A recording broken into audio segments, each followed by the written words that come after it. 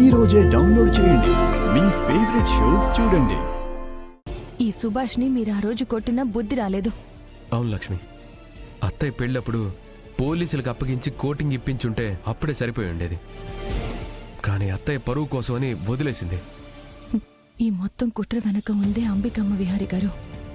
వీడు కక్ష కట్టి మనకిచ్చే ఈ చేనేత స్టాక్ని నాశనం చేయాలని చూస్తున్నాడు. అవును, మనం పంపిస్తున్న మొదటి ఎక్స్పోర్ట్ని డిస్టర్బ్ చేసి మనకి ఇంటర్నేషనల్ మార్కెట్లో చెడ్డ పేరు తీసుకురావాలని వీడి ప్లాన్ అనుకుంటా. అవును కనకం, నువ్వు అలర్ట్గా ఉండటం వల్ల మనకి ఈరోజు చాలా పెద్ద ప్రమాదం తప్పింది. సరే విహారి గారు, నాన్న వాళ్ళు లేవకుండా బాగానే మేనేజ్ చేసాం. మామయ్య వాళ్ళు లేవచ్చు, నేను బయటికి వెళ్తాను. వీడి సంగతి ఏం చేద్దాం? వీడి స్టాక్తో పాటే మన వీక్రాఫ్ట్కి పంపించి అక్కడ మన వాళ్ళకి చెప్పి పోలీసులకి పట్టిద్దాం. అలాగే విహారి గారు. సరే లక్ష్మి, జాగ్రత్త.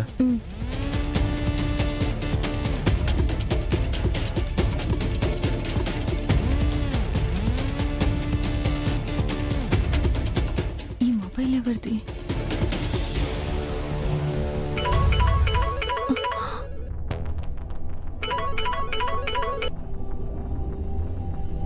సుభాష్ మనుషుల్ని తీసుకుని ఆదికేశవ్ దగ్గరికి వెళ్తా అన్నాడు. వెళ్ళాడా లేదా? ఇది నీ పనే అని తెలుసు అంబికమ్మ. ఇప్పుడు నీకు సరైన ట్విస్ట్ ఇస్తాను. అర్థం కాక తికమక పడిపోతావు.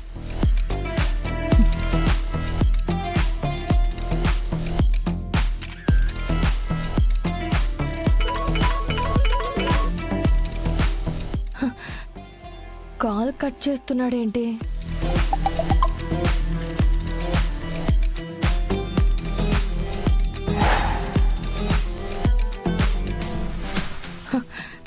ఇదేంటి, సుభాష్ని కట్టిపడేశారు?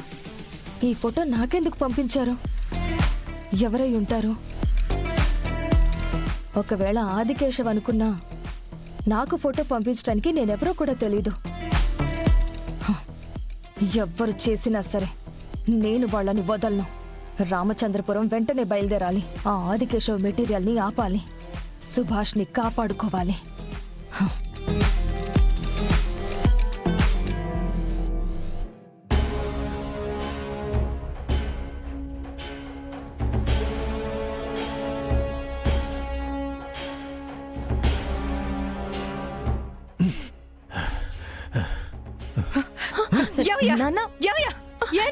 ఏం చేస్తున్నారు?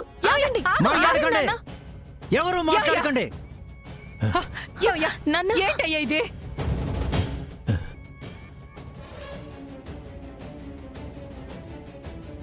ఇంకా ఇక్కడే ఉన్నావేంటి? నన్ను, నా మనసుని, నా నిర్ణయాన్ని నువ్వు మార్చలేవు.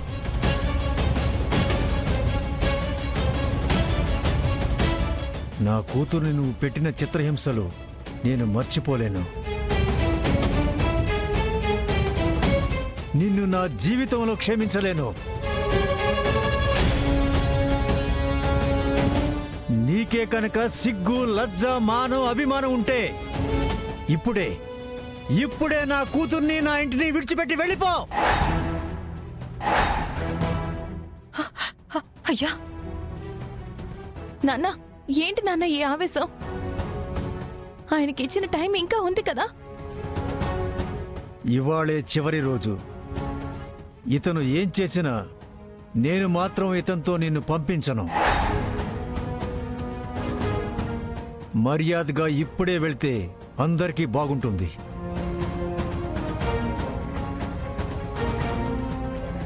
మా ఇంటికి గ్రహణంలో దాపురించావు. నా కూతురి పాలిటి శరీలా తయారయ్యావు. వెళ్ళు.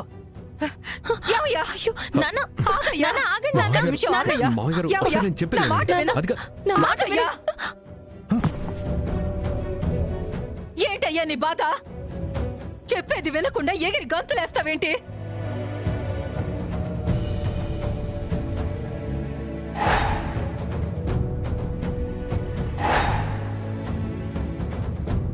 కూతురు మీద ప్రేమతో కళ్ళు మూసుకుపోయి ప్రవర్తిస్తున్నావని నీకు అర్థం అవుతుందా?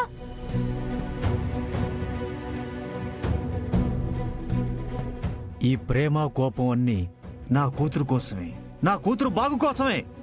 అలానే అలా అని ఏం చేసినా చెల్లుతుందనుకుంటున్నావా? అంతగా నేనేం చేశానే? కళ్ళ ముందు పిల్లలు బాధపడుతుంటే నీకేం కనపడట్లేదయ్యా?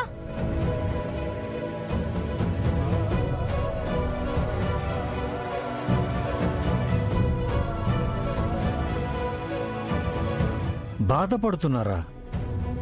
ఇన్ని రోజులు దీన్ని నానా కష్టాలు పెట్టి 2 రోజులు ఇంటి బయట ఉన్నాడని నీకితని మీద బాధ జాలి కలుగుతున్నాయేమో. నాకు మాత్రం అవేవి కలగవు.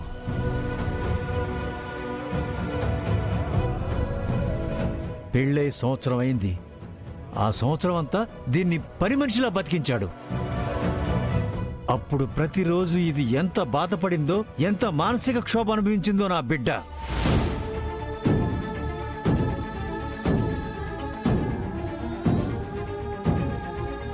సరేనయ్యా, అది పని మనిషిలా ఉందో లేక ఇంకోలా ఉందో, అది బాధపడిందో, అది దిక్కు లేక లేనిపోని కష్టాలన్నీ ఇష్టంగా అనుభవించిందో, కానీ ఇప్పటికీ అమ్మాయి ఆయన్నే ప్రేమిస్తుందయ్యా. అల్లుడు కూడా దీన్ని అంతకంటే ఎక్కువగా ప్రేమిస్తున్నాడు.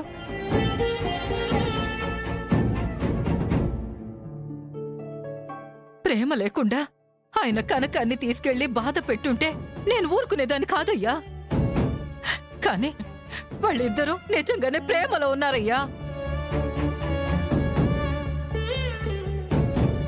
బాధైనా సంతోషమైనా కలిసి అనుభవించే ఉంటారు. అలాంటి వాళ్ళను విడదీయడం తప్పయ్యా. అయితే ఏం చేయాలి? ఆ? ఏం చేయమంటావేంటయ్యా? తప్పు తెలుసుకుని ఆ అబ్బాయి అంతలా ప్రాధేయపడుతున్నాడు కదా, మన కనకాన్ని ప్రేమతో చూసుకుంటారని అల్లుడి మీద నాకు నమ్మకం ఉందయ్యా, నమ్మకం ఉందయ్యా.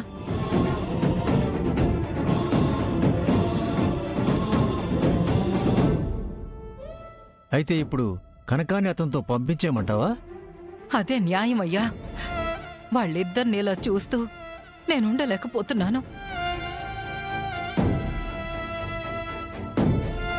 వాళ్ళిద్దరూ నిద్రాహారాలు మాని బాధపడుతూ ఉండడం నేను చూడలేకపోతున్నానయ్యా. సరేనే. నిన్నటి వరకు ఊరు కాని ఊళ్ళో నా కూతుర్ని కట్టు బానిసలా చూశాడు. అది తెలిసి కూడా అతనితో దీన్ని పంపించేస్తే, ఆ అమాయకురాలను తీసుకువెళ్ళి వాడెక్కడైనా అమ్మేస్తే?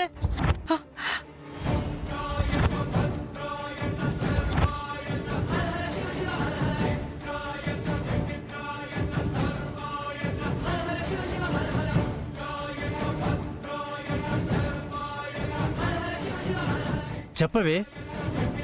అంగట్లో సరుకులో నా బిడ్డను అమ్మేస్తే అప్పుడు ఏం చేస్తాము? ఎవరిని అడగలం?